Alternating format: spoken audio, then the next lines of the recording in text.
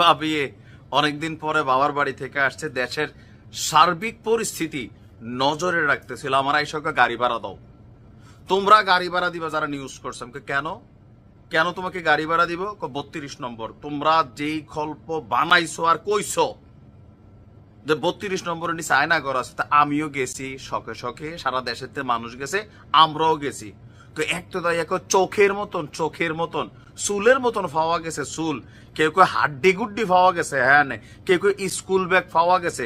এই জায়গার ভিতরে জানি একজনে আবার এসে সাক্ষী দিছে, এরশাদ শিকদারের মতন মাগুর মাছ দিয়ে খাওয়াই লিছে। বিষয়টা বুঝছো নেই? শেখ হাসিনার ফাঁসি চাই কই আমি স্লোগান টু স্লোগান রেডি করছি, এর মধ্যে আজকে দেখি পত্রিকা দিছে আরেক নিউজ। ঘটনাটা কিটা দেখেন, মজার ছলে বললেও নিউজ বানাচ্ছি আমরা।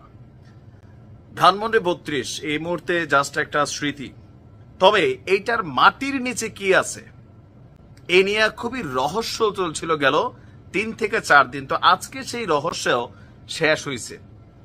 অনেকেই হতাশ হয়েছেন, আর এই ঘটনা দেখা নিশ্চয়ই হাসছেন শেখ হাসিনা সহ শেখ পরিবারের সদস্যরা। কারণ বলা বলি হচ্ছিল গত 3-4 দিন, দেখছেন যে এটার নিচে আন্ডারগ্রাউন্ডে 2-3 তালা 5 তালা বিল্ডিং আছে, এটার নিচে মাটি দিয়ে, আবার এটার নিচে নাকি আবার কি আছে, নানান মুখরোচক গল্প তৈরি হয়েছিল। তো আসলে ধানমন্ডি 32 ওই আন্ডারগ্রাউন্ডে কি পাওয়া গেল? গুজব, ভাইরাল ভিডিও অনেক আসছে, আবার আমরা দিচ্ছি অরিজিনাল তথ্য। দর্শক, রাজধানীর ধানমন্ডি 32 নম্বর বঙ্গবন্ধুর সেই বাড়ির ভবনের পাশে আয়নাঘর সন্দেহে নির্মাণাধীন ভবনের বেসমেন্ট থেকে পানি সেচ করা হয়েছে। তো পানি শেষ হওয়ার পর সেখানে কি পাওয়া গেল? স্বাভাবিক 2-1 ইটের টুকরা, কংক্রিটের কিছু ভাঙ্গাচুরা, এগুলাই। আর দুপুর 2টার আগ মুহূর্তে আজকে এই সেচ কাজ কমপ্লিট করা হয়।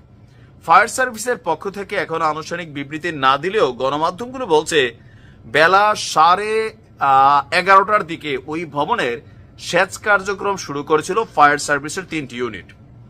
একটি সেচ যন্ত্রের মাধ্যমে এই পানি সেচ কার্যক্রম পরিচালনা করে। নির্মাণাধীন ভবনের নিচতলা থেকে সেচ যন্ত্রের সাহায্যে পানি তুলে ধানমন্ডি লেকে নিয়ে সেই পানি ফেলা হয়েছে। সরেজমিনে দেখা যাচ্ছে যে ভবনের নিচ থেকে সেচ যন্ত্রের মাধ্যমে পানি তোলার পর আন্ডারগ্রাউন্ডে নোংরা আবর্জনা এবং ভাঙা ইটের টুকরা দেখা গেছে। এর আগে 5ই ফেব্রুয়ারি সন্ধ্যা 7:30টার দিকে ধানমন্ডি 32 যখন ভাঙচুর করা হলো, তখন পাশের 2টি ভবনেও ভাঙচুর চালিয়েছিল বিক্ষুব্ধ ছাত্র জনতা। এরপরেই সন্ধান মেলে পাশের একটি ভবনের নিচে দীর্ঘ আরো কয়েকতলা ফ্লোর। অনেকেই এই আন্ডারগ্রাউন্ডে আয়নাঘর আছে বলে সন্দেহ করছিল। এরপরে শুরু হয়েছে এটা নিয়ে গল্প। কেউ মানুষের চোখের মতন দেখছেন, কেউ চুল পাইছেন, কেউ স্কুলের ব্যাগ পাইছেন, কেউ আবার পকেটের মধ্যে হাড্ডি গুড্ডি নিয়ে ওইখানে ফালাইয়া সেই হাড্ডি গুড্ডিও ক্যামেরার মধ্যে এনে দেখাচ্ছেন। এই যে মানুষের হাড়, কঙ্কাল, অনেক কিছু পাওয়া যাচ্ছে। তো ফাইনালি কি পাওয়া গেল? বাবাজিকা ঠুল্লু। আর গণমাধ্যম এটা নিয়ে গেল কয়েকদিন যা করছে, আমি নিউজটা করি নাই, কারণ আমি বুঝতে পারতেছিলাম ভাই উন্নত বিশ্বে মাটির নিচে 10 তলাও হয়। তো ওইখানে একটা ভবন হয়তো নির্মাণ হচ্ছিল আন্ডারগ্রাউন্ডে, হয়তো কোনো পরিকল্পনা ছিল, কিন্তু আয়নাঘর যেখানে থাকার দরকার সেখানে আছে কিনা এটা ডক্টর ইউনূস কিন্তু দেশি বিদেশি মিডিয়া নিয়ে আপনার দেখতে যাবে। সেই পর্যন্ত অপেক্ষা করুন। আর সোশ্যাল মিডিয়াতে যে কোনো কিছু দেখলেই বিশ্বাস করেন না। আর ওই যে পাবলিকের বক্তব্য, ওই যে এক রাজার হয়েছিল কালাফুত, পাবলিকের কানে হাইতে হাইতে হয়েছে কি রানীর ঘরে কাউয়া হয়েছে।